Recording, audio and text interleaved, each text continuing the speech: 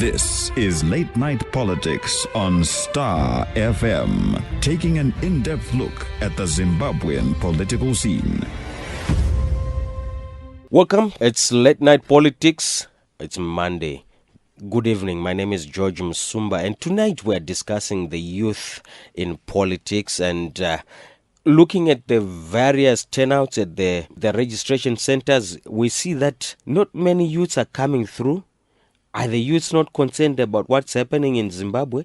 What's going on? So we have in the studio tonight Lovemore Chinoputsa. He's the MDC-T Youth Assembly Secretary General, and Jaqueline Sande, ZimPF spokesperson for the youths. Yes. Good evening. Evening, George. Evening. Yes. What's going on with the youths in terms of registration? I'll start with you, Jaqueline. I think we've witnessed a low turnout of the youth. I think this is characterized by the voter apathy that has now settled into this nation. I think for the past elections that we've had, we've seen that people have come out disgruntled, and there is a notion that elections are not effective as a tool of having your voice heard. So I think that has had an impact on the turnout of youths. Jaqueline, later on I'll ask you how we are strategizing in terms of making sure that they register, because it matters who votes. In the end, it matters who votes. Lovemore, how are you seeing the registration? Yeah, like Jaqueline is rightly pointing out, I think it has started very, very slowly, where we have seen very few people queuing up to register.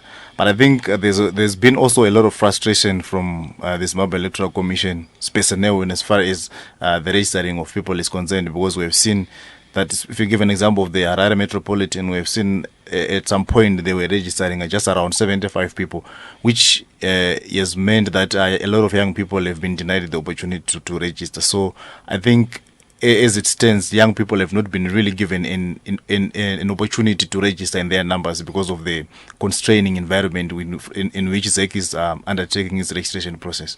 We note that in mid-October, according to ZEC, there will be a blitz. How are you going to make sure that the youths come through? I'll start with you again, Jaqueline. I think we have to be very aggressive, because clearly our youths are not sensitized as to the importance of their voice, which can only be heard through the vote. It has to be impressed upon their minds that this is their opportunity to choose their leaders who will govern them for the next 5 years. And if they do not speak out at this juncture, it's going to affect their livelihoods, it's going to affect their children, and as such, it is important to turn out in their numbers in spite of all the perceived flaws in the process. I would emphasize and hammer the point that it is important to go and register to vote, and ultimately to turn up for voting, because this is going to impact the future that you're going to have. Yes, we also understand, because of the economic environment, some will say, I'm busy. How are you going to be targeting? I'm looking at specifics of how are you going to be. Is there a strategies there? How are you going to be making sure that the youths come out? As a party, we have planned to roll out road shows, because we know that our youths are now very much interested in the music, in the latest music that are Winky D's and the others. So to entice them, we're going to use the method that they understand best. So we are going to roll out road shows, and in those road shows, we are not just going to introduce our own party, but we are going to hammer the message, or drive home the message, that you have to go and register to vote, because you will not be able to vote for the candidate of your choice, whether at council level, whether at ward level, whether at constituency level, or even the presidential level, if you are not registered. So this will be the message as we embark on our roadshows. We are also going to do door to door, because I understand this is a perception, and it is best sometimes to go one-on-one and explain to your electorate and to your potential voters the advantages of giving up those few minutes. Yes, you have to partake of economic activities, but just sacrifice a few minutes to go and register to vote. And when the blitz takes place, I understand the polling stations will be increased, so it will be more efficient, or even if it is not as efficient as we hope for, it is essential to sacrifice some of your time to just go and register to vote, as this will affect the future of your nation and your personal future. Chinoputsa, as the MDC-T, is there a strategy to get the youth? Because we know that in the previous elections, the youths have not been turning out to vote. Yeah, the beauty about the 2018 election is that it's an opportunity for Zimbabweans to choose between good and evil, to choose between the continued suffering that we are going through or a better life. So it is against this background that we believe that young people should play a critical role in ensuring that they come out in their numbers to vote. Obviously, we are not leaving anything to chance. We are obviously worried and saddened by the fact that ZK started this process without necessarily undergoing a voter education process of some sort. But winning the next elections is our mainstay. Winning the next elections is our main agenda now, and we are definitely going to be able to work around ensuring that young people register. I will not obviously preempt or tell you our strategies, but we are of the view that a scientific approach to ensuring that young people register is what we're going to do. And we know where these young people are found. We know that they are not going to work. We know where to find them. We know that they are spending time on their bridges. And we've come up with clear programs. We've come up with a way of ensuring that every young person is given an opportunity. We encourage them to go and register and make sure that we follow up on all this. So we, using our structures, we're going to come up with a lot of activities. We're going to come up with a lot of initiatives that will make sure that we excite the base, we excite young people to make sure that they go to register, and we make sure that they will definitely vote. For our listeners, the program is Late Night. Please note that we had also invited ZimPF Harare spokesperson Jason Joao, but he is not here. He's the secretary for information. He has not turned up. But Chinoputsa, urikutaura zvemaguta kumamisha ndo kwamunoperera, hamukwanisi kupinda mumamisha. Mune strategy here yekumamisha? Munoti mutauni zviri zvakareruka, munogona kuenda pa WhatsApp, munogona kuenda pamafoni, asi kumamisha ndo kune vanhu vakawanda.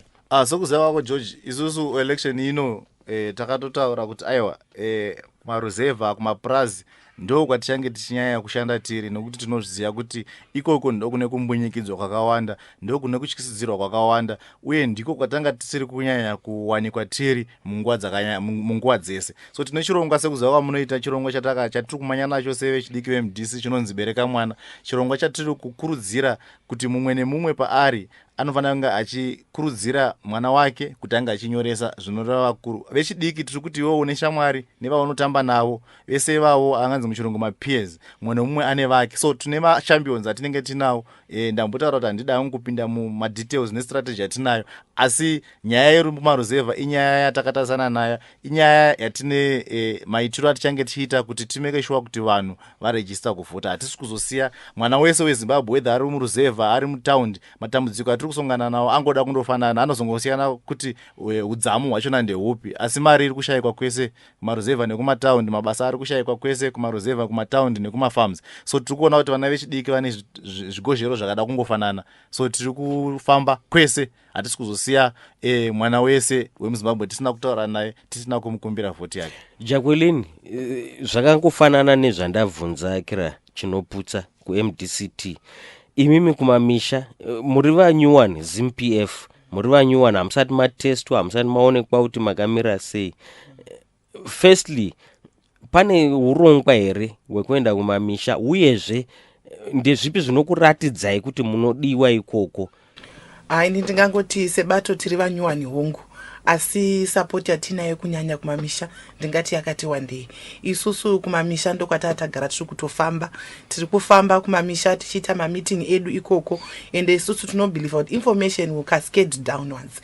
What it means is that we can take 50 people, totora vanhu 50 vedu, totraina tichivaudza kuti munofamba muchinoti kudii, shoko remukunosvitsa nezveZimPF ndere kuti kudii, shoko remukunosvitsa nezvekukosha kwekuvhota ndere kuti kudii. 50 ivavo vachaenda. Tinoti umwe vetinenge tatraina 50 vaya umwe nomwe anofanira kunotsvaga vake 50 vari kunotsanangura nhau iyi kukosha kwekuvhota uye kukosha kwekuvhotera ZimPF. Saka mukaona saizvozvo manumbers edu anenge achiita sepyramid cascading downwards achinokura nekuzasi nekuti obviously with the issue information to be discerned, it needs to be passed through the structures that we have going downwards and even beyond my structures edu. Saka tikati 50 ivavo vachanotora vamwe 50 vakunotorawo vavo 50 zvichinda zvakadaro information yakutodzika kuti endai munoregister kuti muvhote.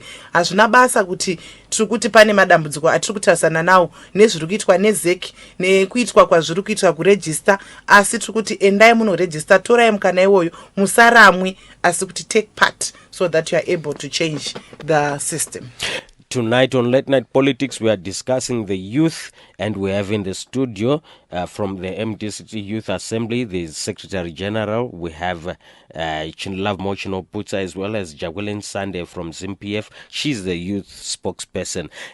We invited Jason Joao, but unfortunately he could not make it, and we still continue with the discussion, the dialogue. I had to get this off my chest, the voter registration, but I jumped the gun. Lovemore Chinoputsa, what drew you into politics as a youth? Yeah, what drew me obviously was the need to make a contribution and save the people of Zimbabwe, considering that by the time that I became politically aware, you would understand that this country was going down, and the very same ideals that we were reading in our textbooks, which had led the older generation to go and wage a protracted struggle against a racist Smith regime, had gone off the hook. So I realized that I carried enough zeal and I carried enough energy to be able to begin to question the way that ZANU-PF had gone. And obviously there had been an alternative. Is the same consciousness still there in the youths? You're talking about the liberation struggle. And they were 14-year-olds up to 17-year-olds and upwards. Is the same zeal in terms of involvement in shaping how you want your country to be among the youth today? I think the zeal is there. I think it has just not been invoked to come out from these youngsters. And also remember that, George, the political terrain in Zimbabwe has not been a very safe terrain and a very safe space for young people. But I think that consciousness is within a lot of young people. When you engage young people, you then realize that they are not as blank as would assume, considering that they've not been participating. It's not, their participation has not been because they are not aware of issues, but I think it has everything to do with the operating environment, and especially the violence that is involved in politics, especially when you question the government of the day. But I think there's more that needs to be done, obviously, in ensuring that we build the confidence of young people and make them participate in elections. And what has even made things worse is that the economic situation, I think it has driven everyone to the point where they are realizing that there's no way they can make this country work again by not engaging in politics and, most importantly, voting.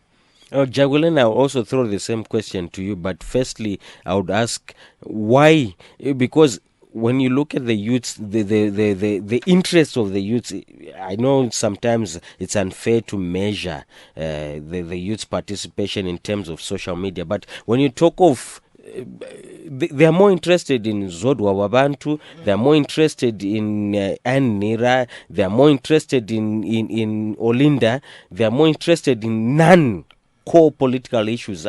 What's your perception of the youths? Yes, indeed. The youths are focused on the wrong things. And I think the youths are not looking at themselves as the resource that is required to bring about the change in this country that they want. Indeed, they are focusing on the wrong things. The Zodwa want to generate so much excitement. But when you talk about voter registration, it's not generating as much excitement. When you talk about court cases to challenge the way the voter registration has embarked, you don't find much interest. So I believe that the youths of this day are a totally different breed from the youths which went to the liberation war struggle. I think the youths then were more sensitized as to their rights and as to their role in the whole situation, and bringing about the change that they wanted. And they had to overcome fear. I think maybe, like my Chinoputsa has said, there's an issue of fear because of the violence and the tension that has characterized the elections before. But I would encourage the youth to overcome their fear, because even for the generation that liberated us, they had to face many hurdles. They had to face the white army. They had to face so much resistance, and they were ill-equipped, but yet they were determined enough to go out there and demand the change that they wanted. And this is the caliber of youths that we are looking for today. Yes, the comfort zone that they are in, it's very difficult to break it, Chinoputsa. We can discuss and say, okay, you have strategy, but the comfort zone, they say, I suppose it is about the perception that maybe what is there for me in it. And that is where the crux of the issue is, breaking the comfort zone. They are okay with what they have. Yeah, I in a way, you're right. I think we need to change the narrative, and even I think what we need is transformation in this country, because they are not really in comfort zones, but they've resigned to thinking that this regime can be dismantled. So I think it is that. So that is it a failure on your part as the opposition that you have also put this despondency among the youths? No, it's not our fault really. It's just the operating environment that has come out because of an intolerant regime that we are dealing with. But obviously, I agree with you that there is more work that we need to be doing as political parties, and that's what all the opposition political parties have been doing. And if you look at also at the thing in town today, the alliance, the MDC alliance that's coming up, it's an attempt also to bridge the gap and bring everyone on board and to make opposition politics become enjoyable, sexy, and interesting. Because now you are bringing in together people of very different and diverse. Because if you look at the people that are coming from the Zimbabwe People First, there are people that some of them have never been in politics before, and others are coming from ZimPF. If you bring in people that were disillusioned with how things were operating in the MDC-T and who began to have their own political parties, you then realize that this attempt to then bring everyone back together and bring everyone, I think it would be a starting point, a good starting point and a rallying point to make a lot of young people understand and appreciate that it is only when everyone is on board that we can be able to dismantle this dictatorship. Jaqueline, Lovemore has just spoken about new players in the political arena, and I know I jumped the gun and I didn't ask you also about your history. What drew you into politics? What drew me into politics is the desire to contribute to the running of my country, to contribute to the leadership and to contribute to the solutions that are required for Zimbabwe to restore its dignity again and for it to make sense again to be a Zimbabwean in Zimbabwe. Because as a nation, we've lost our dignity. As people, we've lost our dignity. And I believe that youths in Zimbabwe, there's a notion that they think that the solution is going to come from somewhere else.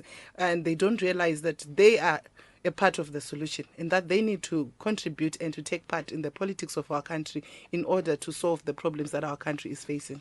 Sometimes the youths who might say, okay, Chinoputsa touched on it, that there's this disaffection to say, okay, what is there in politics? Does it solve anything? How do we get to make the youth feel that they are part of the solution, that their voice can be heard? I think as youths, if they see other youths taking part, they might be encouraged. So it takes someone to kick the ball rolling, so to speak. And if all of us were to take a back seat, then we cannot encourage the others to say, come.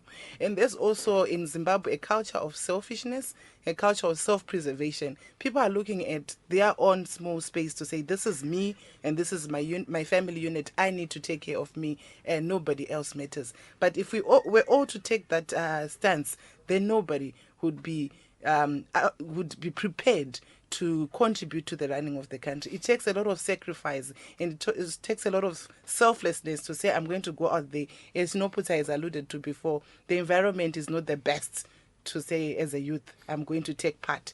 But as long as you address the fear, address the as long as you're prepared to sacrifice something, then you can encourage other youths to also emulate you. So I believe what I'm throwing a challenge to the youths to say, one of us has to stand up and kick the ball rolling. That notion, the sacrifice and the putting yourself out there, for the MDC-T, 20 years in the opposition ranks, is there renewal within also the opposition? Because we are seeing the same faces, and some are saying, look, whilst you're also crying for ZimPF to shed, to leave its past behind, but you also, as MDC, 20 years in the opposition, the same faces.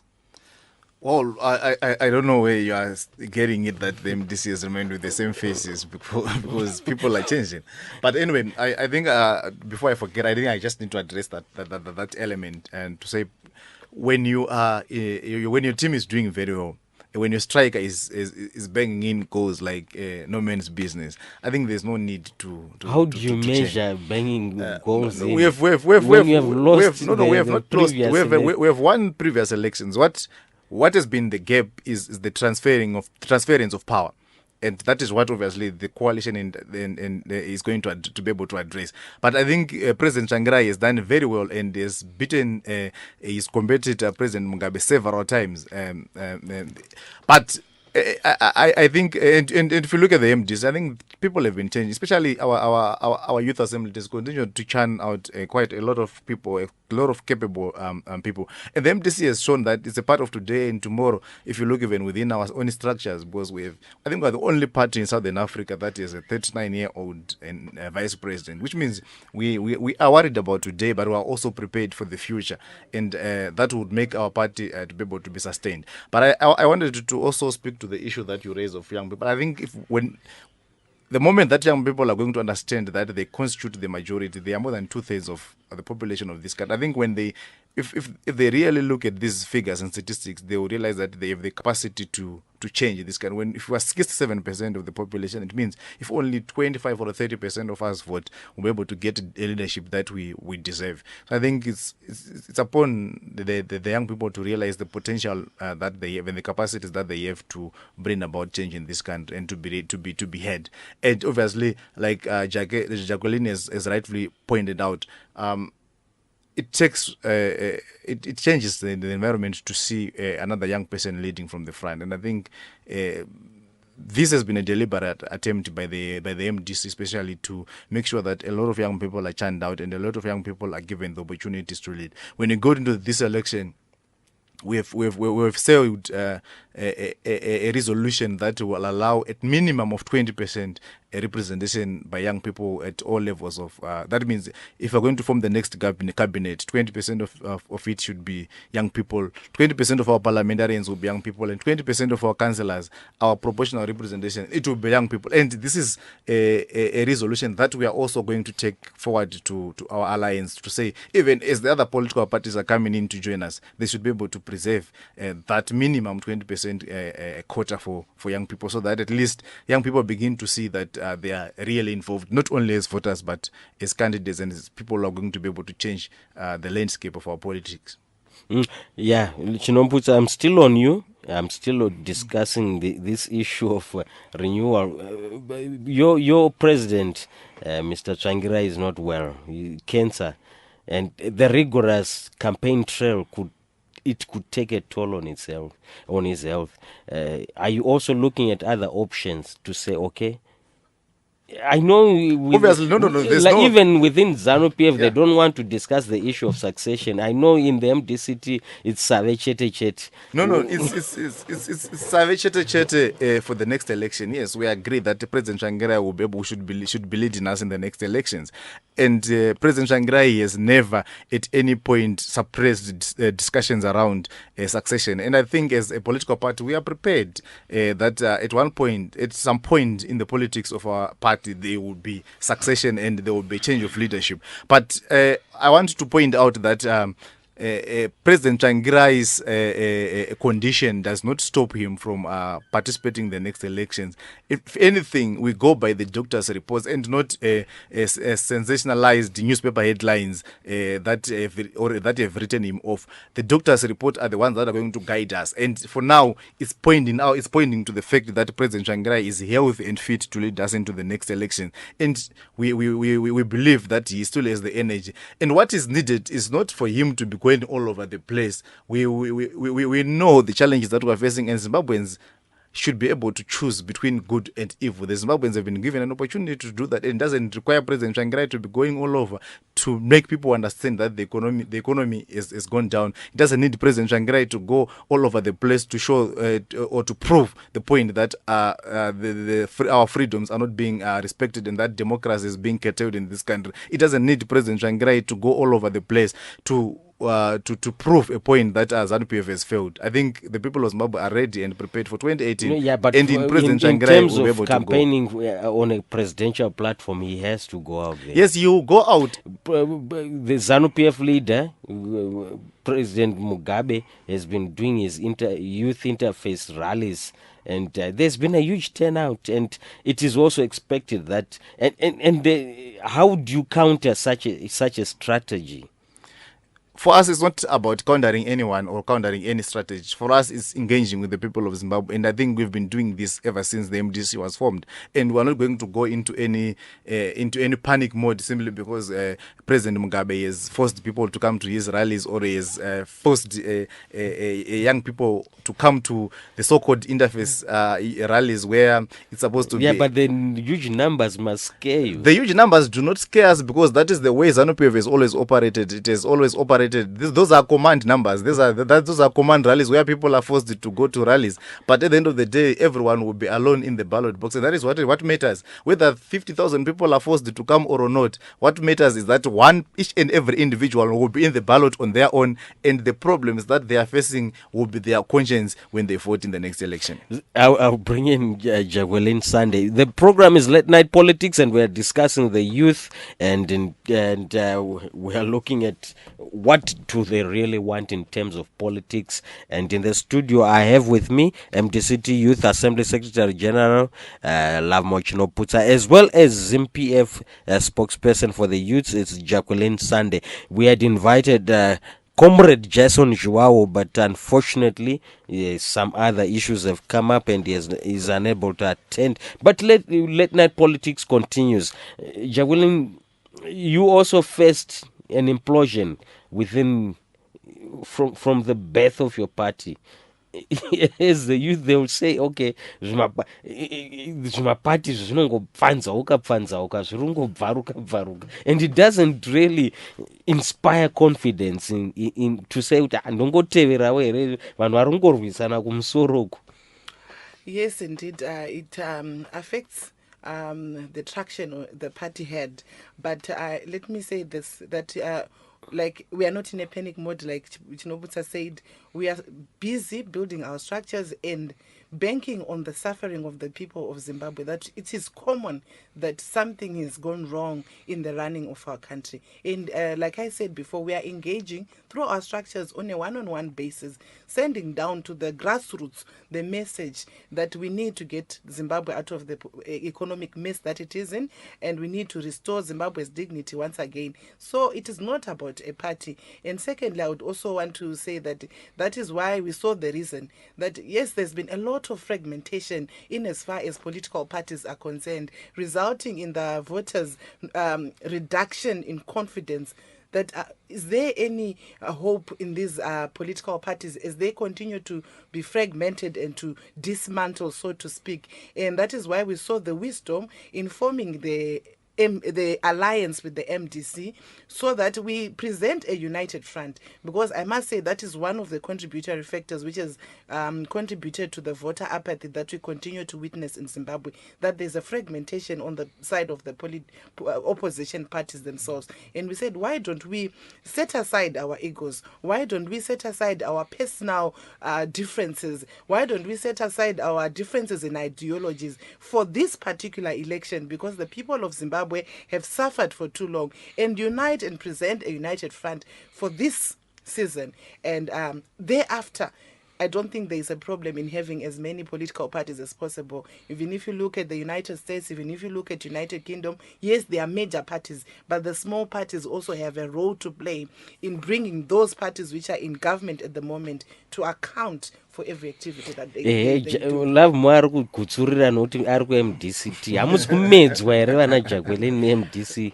Ndo zvandataura kuti hatisi kumedzwa ende uyezve agenda yedu haisi beyond 2018 we are uniting for these elections, but 2023 each party will be restored to its individual status, and even in this alliance each party is maintaining its status, and we have not stopped as a party to build up our structures, to beef up our membership. But what we are saying is that even as we recruit our members, we are making them realize that for the 2018 election we will be a united front, but thereafter I do not see any wrong in a democratic country like Zimbabwe for the opposition parties to emerge as many as they can. There is no harm in that.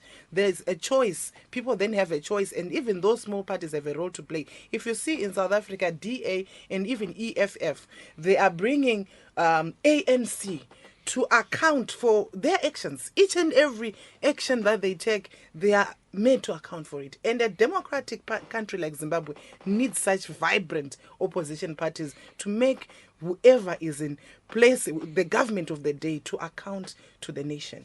But ndopanda muri kutaura zvealliance, let's be realistic here. Alliance kuti isvike kumamisha izikanwe pachada kuti president venyu vatsvangirai vatendere, but health muchamhanya here nachamisa since he's more youthful than vamwe ma-vice presidents. When the time comes for the MDC to decide on who will succeed President Tsvangirai, I think every party member and every leader will be given an opportunity. I think it's the MDC is a platform where everyone is given a fair opportunity and option. So I think Vice President Chamisa will be one of the individuals that can present themselves if they want to lead the party. So what it means basically is I am also in, Secretary General Monzora is in, Vice President Kupe is in, Vice President Muzuri is in. Anyone can take over as long as the people have voted them. But I think I've made it clear that for now, the reports that are coming, and the doctor's report of President Tsvangirai is pointing that he's fit enough to be able to go all over the place. If you look at, he's not been diagnosed today, and he has continued to do his work. He has continued to go to communities, but obviously will be advised by what the doctors would be saying. And I don't think we are being fair on President Tsvangirai, because it seems as if people have criminalized his transparency in as far as letting the country and the world know what he is suffering from. President Tsvangirai came out on his own to tell the people of Zimbabwe that he has been diagnosed with cancer. And if and when he feels that he can no longer continue, I think he will do in the same manner that he has done. He'll be able to call to tell the country that he can no longer continue. But as long as he's feeling fit, I think we need to give him an opportunity. We don't need to discriminate on the basis that he's not feeling well. But if and when he feels that he cannot continue, I think in the same manner that he has been transparent from day one about his illness, he will be able to do that. Yeah, but the party hasn't even resolved. You see, you are making him carry the alliance issue, the campaigning issue, the registration of voters issue, and the Vice President Kupe issue. It hasn't been even resolved. I think, George, you are mistaking things. President Tsvangirai is the head of the party. He is not everything in the party. All these other duties that you're talking of can be done and be carried out by anyone in the party. In fact, if you look at the press statement that was given by his spokesperson, Luke Tamborinho, just 2 days ago, he mentioned a lot of other programs and activities and responsibilities that have been assigned to the different vice presidents to undertake. So it's not going to be about President Tsvangirai alone. The alliance does not involve President Tsvangirai alone. The alliance involves all the other 7 principals and their respective political parties. So it means each and everyone who play their role. It's not like President Tsvangirai is the one who is going to be doing all this work alone. No. He's the face of the alliance. He remains the face of the alliance. He remains the face of the MDC. Yes, I agree with you. But all the other responsibilities, even if he had never been diagnosed with cancer, he's not a god that you'll be able to do all this work alone. So what it means is that President Changirai will continue to do the presidential duties and presidential responsibilities that he has, that he carries. And some of us will continue with our day-to-day activities and responsibilities that we have, so that at the end of the day, come 2018, the MDC Alliance and the MDC party will be in the leadership of this country. Yeah, okay, I'll let you off the hook for now. I'll let you take a breather. But like ZANU-PF, you are also centralized. One person controls the whole party, and some people will say it's not healthy to say, okay, one person is central. ZimPF, do you face also the same situation? I'm also asking in terms of women representation, in terms of your youth, but also another issue is the women representation. In ZimPF, our structures or the way we do things is different. I'm happy to say that when we had the split initially, the driving force was not following a personality, because in Zimbabwe that has been something which has sort of helped to destroy this country. We have sacred cows, we have idolized certain personalities and individuals, and you find out that someone will just support this individual not because they have anything to offer, but because they are a personality, they are known. But in our party, as you know, we are a party in its infancy, and even our leader, some people do not know him, but we decided to hang on and to continue with Zimbabwe People First because of the principles and not because of personalities. And we do not want in any event to say that the party will fail to run because a certain individual is no longer available. We are against that, and we believe that this has caused the demise of our country because we have sacred cows and we worship personalities as opposed to the principles and to the contributions that they are actually making. The program is Late Night Politics, and we are discussing the youths. We have done previous editions of youth in politics, but today we are also, looking because of the registration that is going on. We have asked them to come through so that we discuss and we understand and push for the youth to be involved in making decisions for themselves. And in the studio, I have with me MDC-T Youth Assembly Secretary General Lovemore Chinoputsa, as well as Jaqueline Sande. She's from ZimPF, and she's the spokesperson for the youths. The women issue, are you involved in decision making? Women are involved in decision making, even at the top level, the National Steering Committee. There are women there, and not exactly 50-50, but a number of women are there holding influential positions. For instance, our organizing secretary, she's a woman, Mrs. Madziviri. So we do promote the participation of women in all the structures of our party. But Lovemore Chinoputsa, talking of women and the Coupe issue, the Vice President Coupe issue, it doesn't really come out well. It seems as if there are ructions there, and it also looks at gender perspective to say maybe you are bullying her because she's a woman. Has it been resolved? Has the structures in Bulawayo come on board? Because she obviously holds sway in Bulawayo in terms of looking at what has been going on. Yeah, I think when the unfortunate incident in Bulawayo happened, our party president, as a beacon of democracy, as a beacon of freedom of speech and assembly, he quickly moved in to suspend members who were accused of having engaged in this unfortunate violence. But I think the issue of the challenges that have happened in as far as our other colleagues from especially the Matabeleland region is concerned is not been really about whether Vice President Coupe is a woman or not, but I think it's just that they have their own views about the alliance, and I'm happy that they've been able to communicate their disagreement, and there is hope. I still believe that there is hope that people will be able to find each other. I know that they have begun to talk, and there is a movement towards ensuring that our own personal interests and our own personal positions do not compromise on the broader objective that we have to follow as a party and as a country. So I believe that no hope is lost. Vice President Kupe, National Chairman Lovemore, and even the suspended organizing secretary, Honorable Bebe, I think they will be able to put aside their own personal preference and own personal opinions in the interest of the broader struggle that we want to pursue. As youths, are you united across in terms of joining the alliance, or Bulawayo is going alone? No.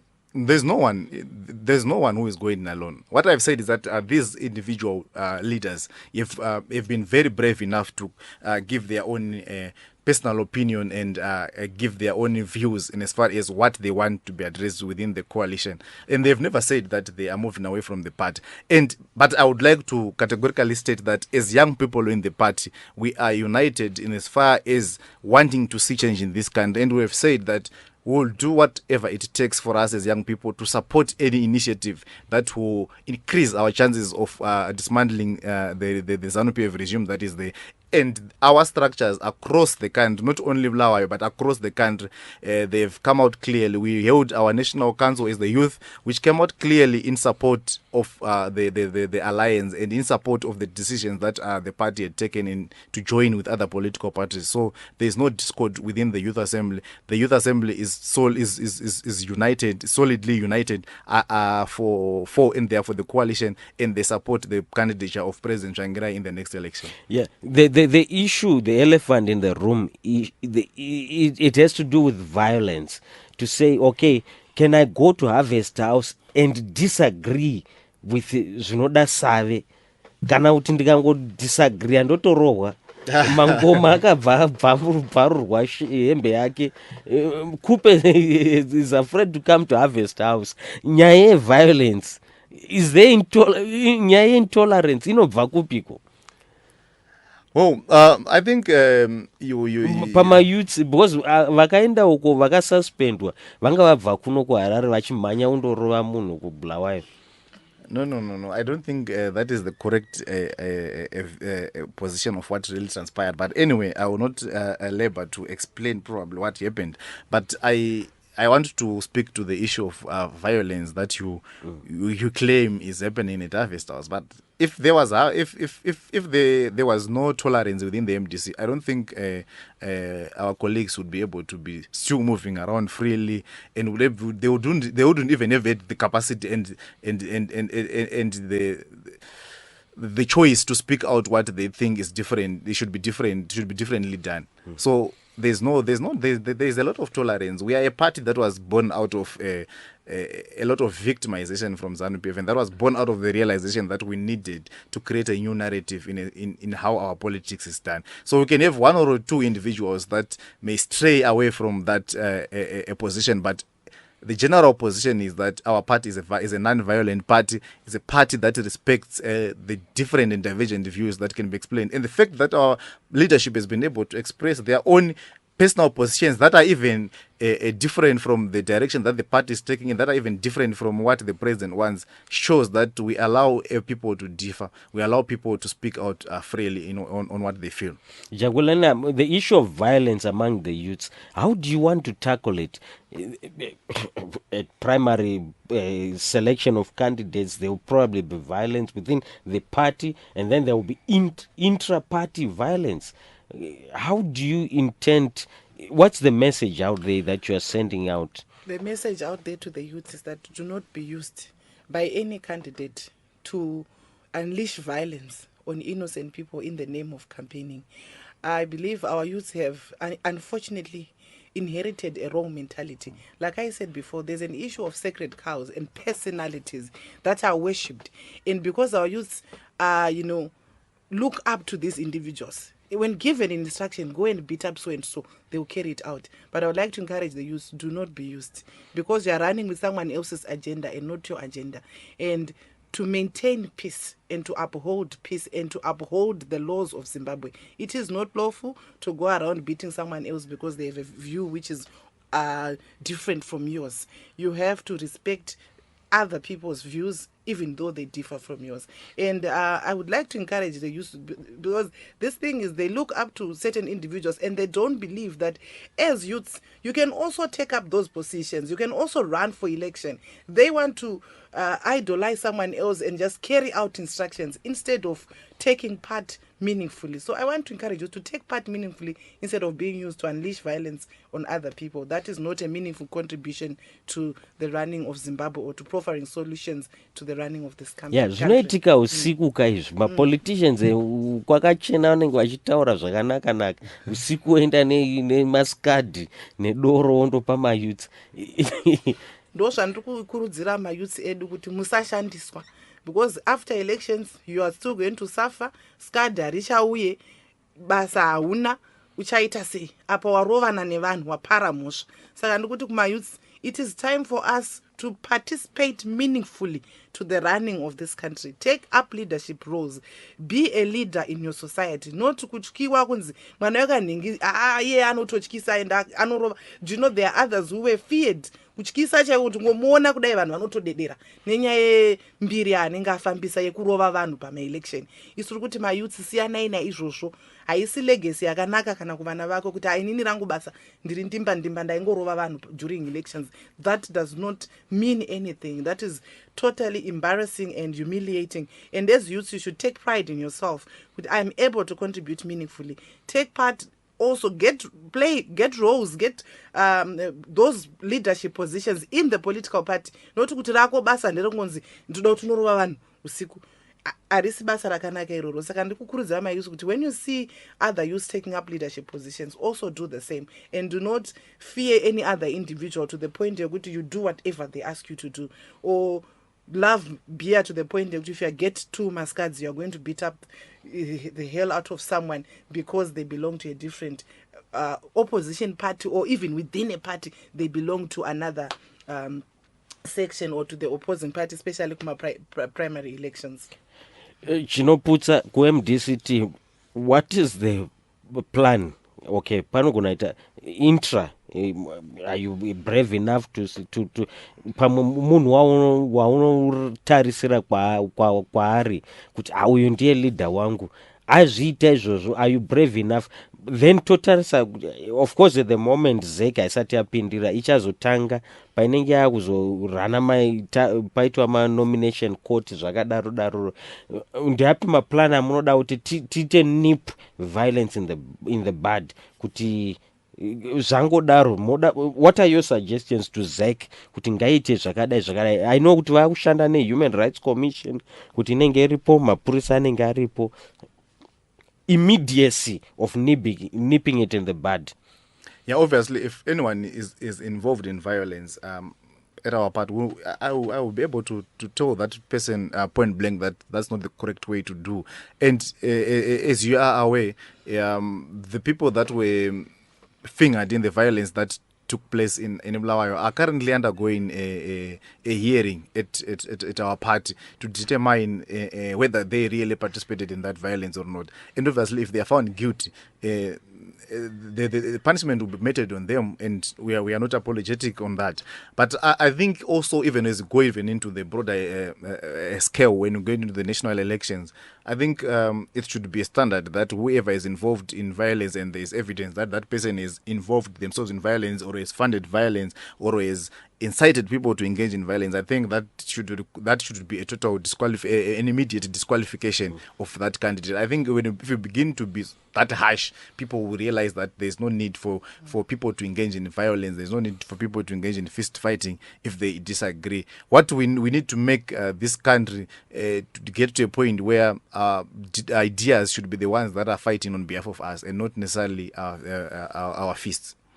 Jaqueline, ipapo panyaya iyoyo yekuti taakuma nomination court zvanzi chicampaign todii panyaya yeviolence? Imimi seZimPF, what is your policy? Moda kuti tidii senyika?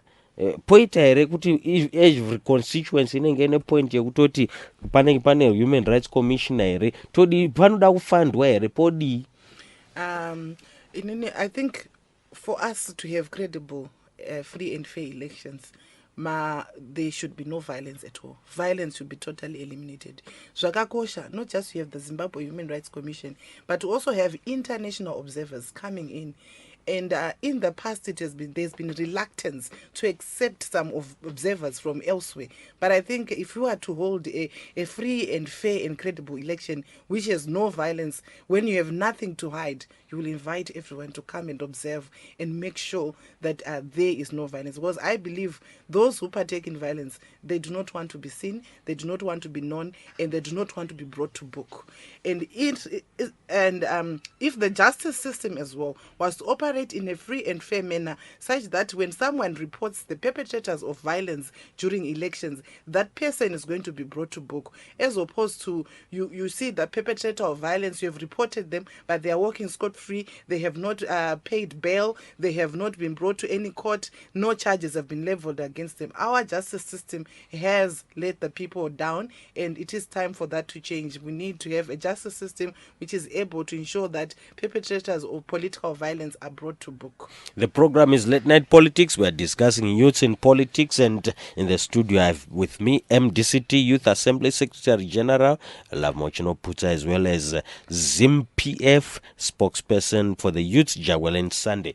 Nyaya constitutionalism nyaya kuti zvanyorwa pasi maita bato renyu mutemo yenyu maisa ipapo mayouth zvinenge zvisingatevedzerwi izvi zvinongonzi vanhu havaverengika maconstitution kuti pane gwaro rakadai rekuti tite takanyora constitution nyuwani tikaiadopta, but nyaya yeconstitutionalism zvinhu zvinongochinjwa pamwe kutungamiriro webato anobva ati aiwa ndiwedzerei mamaterms ndirambe ndichitonga. Yeah, I think constitutionalism is the next a battleground when we are obviously done with dismantling ZANU-PF in the next elections in 2018. Because there have been an impediment to the realization of constitutionalism in this country. You see, like you correctly point out that we have adopted a new constitution in as far as 2013, but we have seen little movement, if any, in terms of making sure that this constitution is implemented in its fullness. So I think the gap that we see at the national level probably could begin to cascade down to the different political parties that we have. So I think what we need is a transformation where the culture of respecting the constitution, the culture of constitutionalism is put into each and every individual, such that whether it's a burial society, whether it's a political party, whether it's the national constitution, everyone should be able to follow the dictates of that constitution. So I think it's a gap that is there, and you really can then say we are moving when even our own national constitution is not being implemented. But can it not run in tandem with other programs to say you're also teaching the youths to believe in the constitution? No. That one, of course, it can run. But I was only pointing out that at a broader scale, I think you can't expect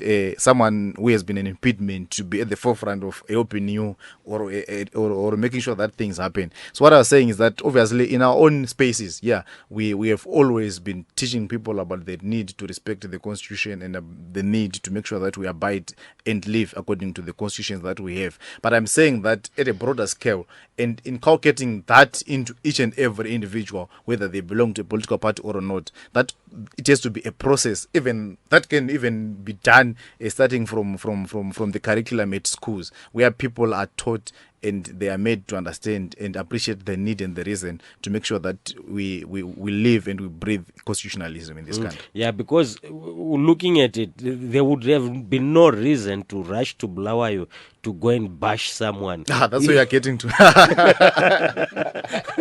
If the youths believe that democracy allows anyone to differ with anyone. No. Let's not measure the MDC according to that unfortunate incident. I think enough punishment has been meted out to the people that were overzealous in doing that. But I think the MDC has been clear. It has been doing very well in terms of following up on its own constitution. Yeah, so I think the worrying only trend that through the civil son, then Mankoma, and then you should also not rule out ZANU-PF in all these. You see, ZANU-PF has always found a way of infiltrating us and making sure that but they live and the guy who was implicated and you suspended is really at the top of the youth. Anyway, Jaqueline, are you comfortable getting into bed with the MDC-T with their traits of violence? Let me just say that, as I said before, this has the notion of an alliance with the MDC is come upon the realization that as individual parties, we might fail to dislodge this animal called ZANU-PF, which MDC has single-handedly failed to dislodge for the past 15, 20 years. And we thought, why don't we get in also, jump on board and assist MDC so that we dislodge the common enemy. Then afterwards we can all go our separate ways. So it takes about a sacrifice and setting aside of ideological differences and any other differences. But that did we you might engage have. them on that issue? no, that's an internal issue. No, we but are they're in coming alliance, into an but- alliance with you, and you are bashing each other up. It's obviously worrying for a partner to the alliance if any violence occurs, but we are pleased to notice that corrective action has been taken against the perpetrators of the violence, and we hope that their internal system will be able to resolve this issue even with their Vice President Coupe, so that everyone comes on board. Believe me, I believe that the alliance, everyone has to come on board, even the other parties which are not on board. It's not like it's a closed door. We need everyone on board to participate. Okay, our time is running out, but now the economy. Chinoputsa, what is the message for the youths in terms of your manifesto? And I know maybe it hasn't been crafted yet, but what is the outlook? What are you saying to the youths in terms of the economy? The MDC is a social democratic party that believes that the state should be at the center of provision of services and provision of resources to the people, and we are a pro-poor party, and we believe that the workers' rights also should be respected. So in as far as our economy is concerned, we believe that to kickstart this economy, we definitely need to undergo a process of creating jobs by making sure that our industries are made to work again. So we need to revamp our industries so that everyone can be absorbed in the workforce. We believe that our agricultural sector is a sector that can be able to assist us to make sure that this economy improves. We believe that there's a lot of land, there's a lot of land that is not being used to its good use. So we believe that if we are going to do our agriculture very well, if we're going to revamp our industries, if we're going to have foreign direct investment coming into this country, there's going to be a lot of changes in as far as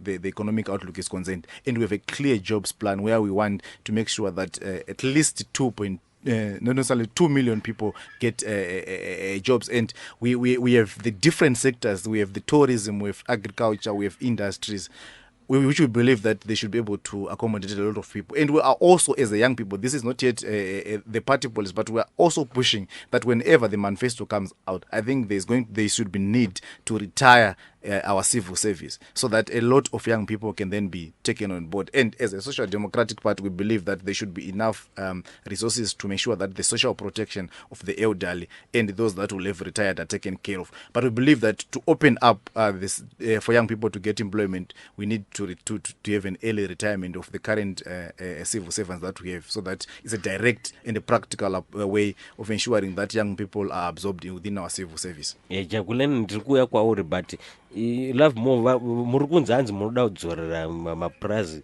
kuvarungu futi. No. The MDC What is clear. The policy on land? The MDC policy on land is clear that the land reform is irreversible. We accept that the land should be in the hands of blacks. But where we have a query and where we are going to obviously address is the issue where there is multiple ownership of the land. We believe that each and every family should have access to only one farm. this way we have the mother, the father, and the children having multiple farms should be a thing of the past. So we believe that land should never be returned to the white, but to the whites. And secondly, that when land is in the hands of the blacks, it should be in the hands of the capable people. If you want land to settle on, we'll be able to give you land to settle on. But what we don't want is whereby people are going to take land for the sake of just having land where they go to do braais over the weekend. So we believe that the land reform is irreversible, but we need to make sure that there is no multiple ownership in as far as land is concerned. Jaqueline, economy. Muri kuona sei ipapo says ZimPF kuti ma policies enyu akamira sei kuti kuma youth kuma-youth ndingangoti tinoencourage innovation and technology. We want our youth to embrace innovation and technology and to look at intellectual property as a resource which will enable our country to move from the economic mess that it is in and to develop into a world-class country. We are looking into urbanizing our rural areas so that even the people in the rural areas have access to basic social services like clean water from the tap, electricity, and such other amenities. We believe that with innovation and technology, we can even turn around the agriculture so much that we produce the optimum from any given piece of land, as opposed to the traditional practices that are there that may not necessarily be the best. And we look at the first world countries. We are busy importing technology and innovation from there. We would want to invest a lot into our research and development so that we encourage our youths to come out with those brilliant ideas that will produce innovative ways or groundbreaking ways of doing things, as opposed to the traditional ways which are not necessarily the best. Our time is running out, but Chinoputsa, in terms of the youths, kupati pane alliance kozoti kupati pane kushiringa kwevoice remayouth rinogona kushaikwa ipapo. Makachengeterwa here maseats ekuti mayouth achapinda pama-constituency level, even kutop kwacho, uyezve kualliance kwacho? Yeah, we are conscious of the responsibility that we carry as a youth leadership, and our role is to make sure that the youth space is not eroded because there's an alliance, or it's not eroded because our seniors in the party are not understanding the importance of having young people in the next elections. We believe that youths are going to be the game changers in the next elections in terms of providing the necessary human resource that will be able to undo the government that is there. But again, we believe that nothing without us is for against us. So in that respect, we are pushing to make sure that young people, like I've said, we've been given a minimum 20% by our party, and already we've started the process of candidate selection where CVs are beginning to come in now. So what it means is that we'll be able to protect our turf, but also even within the alliance itself, we've then begun to then say, what is it that unites us across the divide as young people in the alliance? And the committees that are going to be set up are going to be including young people. We've made sure that the deliberations that have been happening, there has been a strategic retreat that was done by our principals, and we made sure that our issues are heard, at least from as far as the MDC is concerned. And we are happy that the alliance is going to have a youth alliance, a youth agenda desk that is going to come up, which will be able to drive young people's aspirations and needs as we go into the next elections. ZimPF, because you are still a small party, and Chinoputsa. Yes, indeed, we're still a small party, and that is the beauty of it, because a lot of these positions are available and vacant, and the youth have filled those positions. And you find out that some of the people who are joining us, you try to say, let me join the old established parties. The positions are filled by the old guard, and it's very difficult to penetrate. But for us as a youthful party, I'm happy to say that the youths are well represented in all the structures, including the leadership positions. Yeah, our time has run out, but Chinoputsa, final words. I know kuti tata invite ove ZANU-PF Jason Joao, but vanenge vabatikana ku late night politics, but nonetheless we continue. The dialogue is about the youths, and we continue to discuss the issues that affect the youths. Final words, Lovemore? Yeah, I think we are grateful to these opportunities where, as young people, we should be able to speak out on what we feel this country should be governed like. So I'm happy that StarFM continues to give us a platform. These are this country has never had this culture of giving platforms, especially to different political players in this. And we just hope and urge our colleagues in ZimPF that they should take some of these platforms seriously, so that we're able to interrogate and sharpen each other's ideas and as far as how we want this country to be governed. Otherwise, we are grateful to the opportunity that StarFM continues to give to young people. Jaqueline, it's not as South Africa, one vibrant, even parliament, one EFF, one noisy, one time. Your final words. Yes, I would like to just encourage the youth. Let's participate in the governance of our country, and let's make our leaders account to the electorate that voted them in. And how do they do that? You can only do that through participation in the political parties and civic organization. And let's stay away from violence as the elections approach. Let us, the youth, not be seen as just green bombers or the violent side of the party that helps to have your party elected through violence. Help to have your party elected through the brilliant ideas that you have that will turn this economy around, not through beating up others.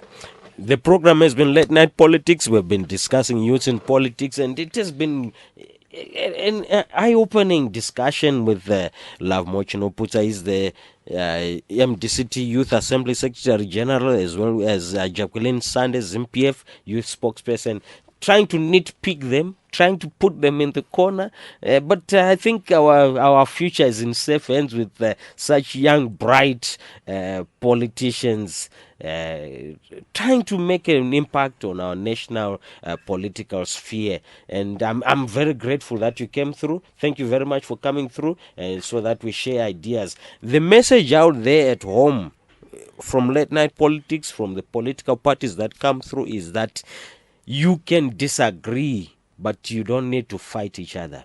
I think that is the message that has come through from the youths and from myself. Let's continue to dialogue. Let's continue to learn about what the next person thinks, but let's not fight each other. No to violence. Can we agree on that? Yes, definitely. Yes. Let's have a youthful discussion. Let's have a youthful engagement as we go towards registration. Go out there and register to vote so that your voice is heard. Nyaye voter registration, I cannot overemphasize it. Last words on that as we close. I think every young person is to take it, is to make sure that they go to register. And we are also urging ZEC, especially the chairperson, Rita Makarau, to allow every young person, to give an opportunity to every young person to exercise their democratic right of registering to vote. And we want to urge Rita Makarau to think of the future of this country and not to be bogged down by what is currently happening in this country. We are appealing to ZEC to make sure that they afford every Zimbabwean an opportunity to register, and that everyone will be on the voters' roll when we get to the next elections in 2018. The ball is in the youth. Jaqueline, to the girl child, to the politicians, to the youths out there? To the youths out there, especially the girl child and the woman, please participate in the elections, whether to be voted for or to vote for others, but let your voice be heard. Participate, go and register to vote. Yes, there may be flaws, there may be procedural irregularities, but we encourage just go and ensure that your name is on the voters' roll so that your voice is heard in a non-violent manner. Let's not bank on saying after the elections we will demonstrate against whoever wins. That may not work. The only thing that is surely to work is your X on the ballot box. Thank you, Jaqueline and Lovemore. The program has been Late Night Politics. Good night. My name is George Msumba. Catch me again next Monday for another edition.